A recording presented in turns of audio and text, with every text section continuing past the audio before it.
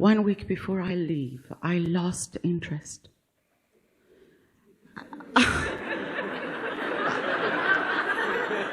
I just lost interest. Sounds familiar.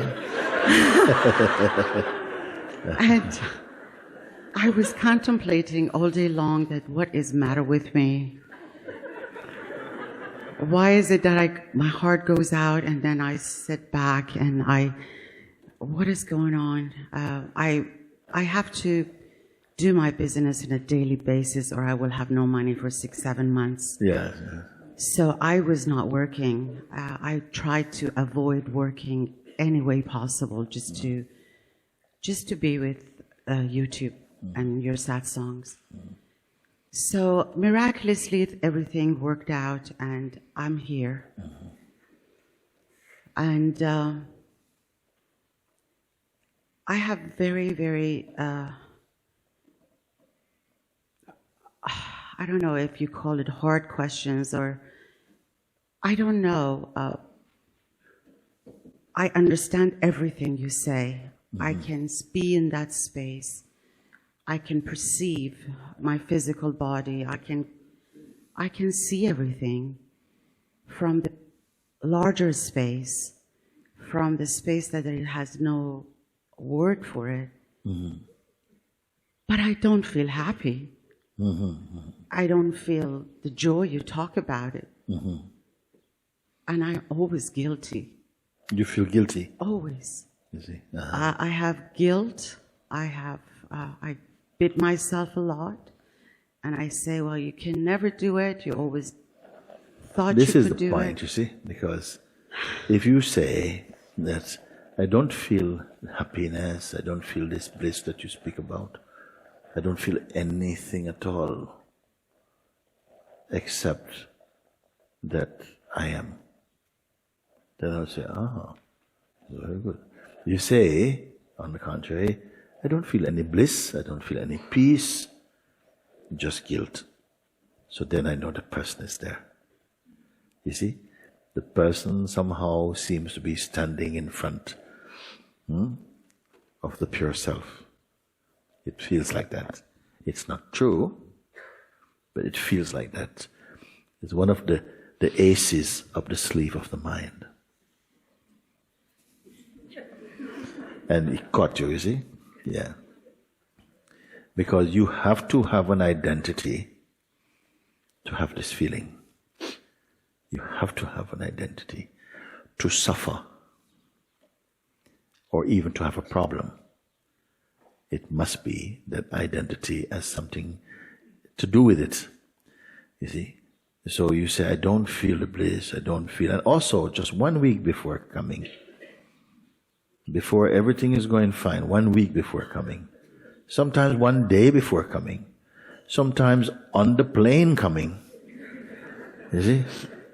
If something wants to, pick up a parachute, I just have to... I'm not going to go to that place or whatever it is, like that. And we see. I'm sure some of you are laughing because you have tasted this as well too, that some resistance is there, some fear, and it's usually because the mind is playing okay, you're not going to come back alive, you are going to be finished. You're going to be sucked into the great black hole of existence. But that wasn't my fear. That isn't your fear. No. No. Just not having any money. This is No. No. What the guilt is for? Is that I'm not good enough to be awakened. Yeah. He has to have something to blackmail you with. You see? It's either you're not good to be awakened, or you're already awakened. What's the point to come? You see, whatever thing, it works. You see? And it is good, in this sense, it is good. It is good to see and to experience the mechanism and all the trickiness that can come out of the psychological state to something, you see. You're not good enough. Why? Because it has worked before. This assault has worked before. Mine is said, let's try this one. And that didn't work. Let's try this one. It didn't work. Let's just play the guilt card. Oh, yeah, bingo. It worked. Wherever that started, that is still hot stuff there.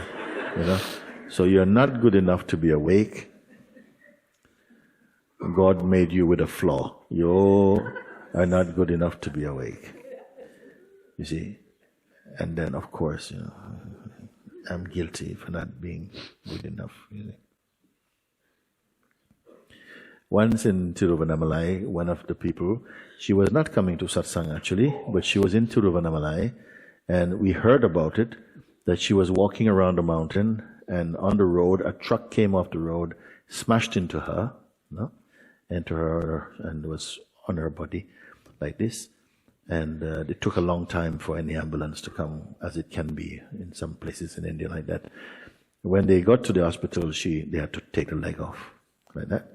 And she had said that somehow she felt a connection with me, and I went to see her.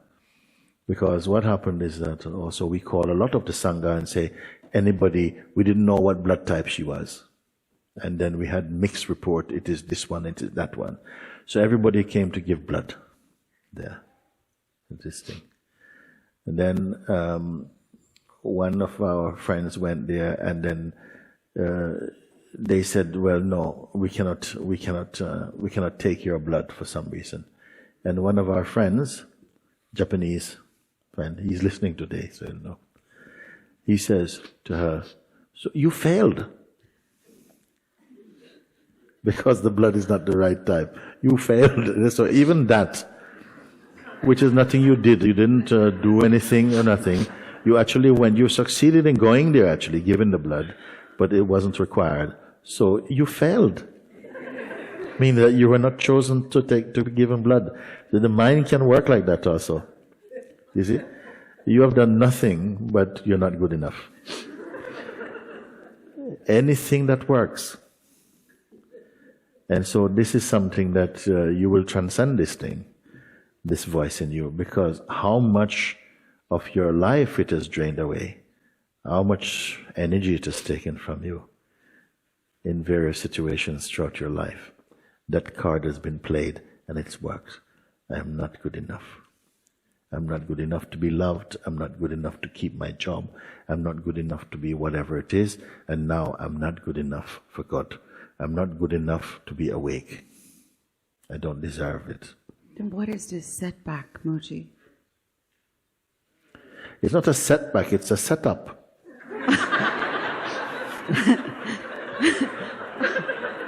It's not a setback. It's not a setback. Actually, it can only happen, it's part of the great Maya. As long as you keep identifying as a person, these traps will be set. And they're good, they have a good end, because you have to come out of the person game. You have to transcend. Because presently you are identifying as a somebody who can succeed or fail. But the self cannot succeed or fail. It's in a completely different category. You see, this is for the body-mind. This is for personalities. When you are the self, living in a self-portrait as a person with attributes, positive and negative. These things are not real, but they're part of our, you may say, our mortal kind of paraphernalia. You are going to feel something. You may think it, you go to somebody, they try and trace back where it started. Just in your head it started. It has no root, it's not real. You see, how did you come to, when was the first time you realized you were unworthy? Who told you about it? Maybe you cannot trace it. Okay. And this you also, who is unworthy, you see, now is your time to find out. It doesn't exist actually.